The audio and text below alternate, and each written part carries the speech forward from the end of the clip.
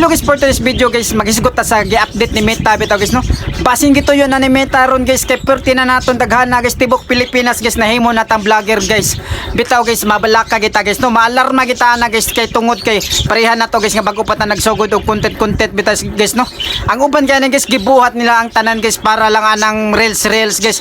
Nay uban asawa guys, dili na makahimo og lungag og sayo guys kay giuna nila ang ilang video guys. Usahay guys ang mabana bitaw nila guys no. Di si nagbalik-balik ang ilang pagsulot guys, ilang mga sinina og ilang mga brief sigbalik balik kay ang ilang asawa guys dili na makahimo og laba guys kay giuna ang video guys. Nay uban sad guys kay may untang og trabaho guys kay lagi kuno dako kay kuno og sweldo sa kanang Facebook guys, dako kuno og sweldo sa kanang reels guys. Napoy uban na guys mga babae guys no. Kay sa una guys kanang wala pa mita-mita guys, kana makita na ilang mga pante kung asa na sila mulaka makita na ilang mga pante. May dahil na nagtabon-tabon pero nanay reels na pag-abot ni Meta guys.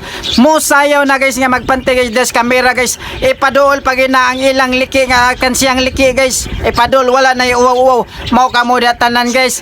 Basta na lang maingon laban lang gyapon ta padayon guys. Sige, laban.